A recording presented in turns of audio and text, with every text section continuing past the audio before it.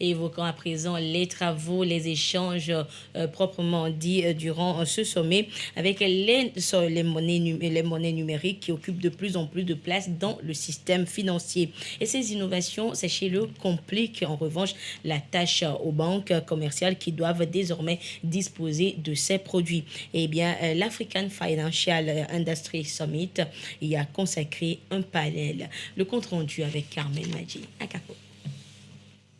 Aujourd'hui, la monnaie subit une transformation qui pourrait remodeler le secteur bancaire, la finance et même la structure de la société.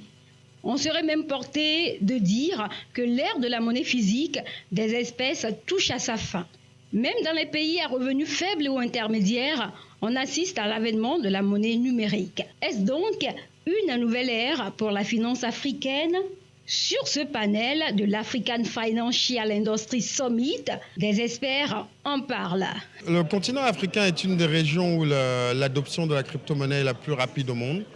Le Nigeria, par exemple, est le deuxième pays au monde avec un des plus gros volumes de trading de Bitcoin, aussi avec le plus grand taux de recherche du mot-clé Bitcoin. Donc, et c'est aussi un actif digital qui a un vrai potentiel pour le continent africain parce qu'aujourd'hui, tout le monde a un téléphone. On a inventé le mobile payment, mobile money, mobile banking et avec des actifs digitaux à la portée de tous, c'est vraiment un boulevard pour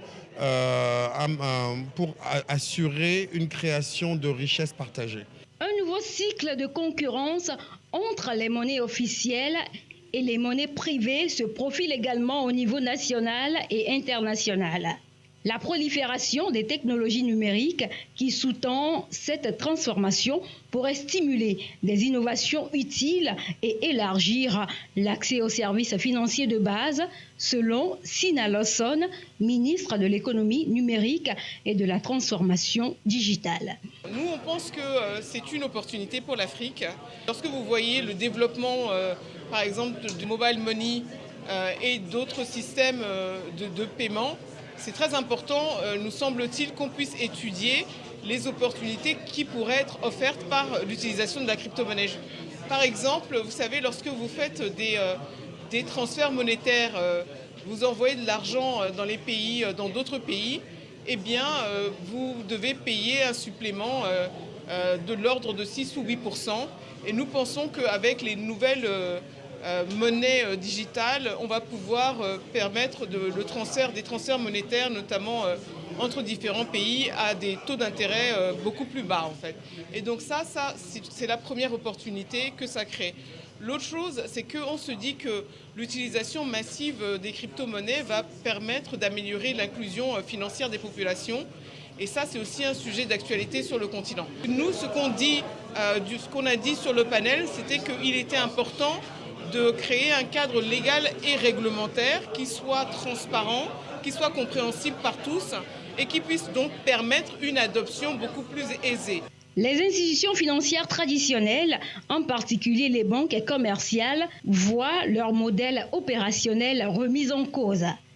Les nouvelles technologies ouvrent la voie aux banques en ligne qui peuvent atteindre un plus grand nombre de clients. C'est le cas des crypto-monnaies. Les banques centrales émettent déjà des formes numériques de monnaie de banque centrale pour les paiements de détail, ce que l'on appelle les monnaies numériques de banque centrale MNBC.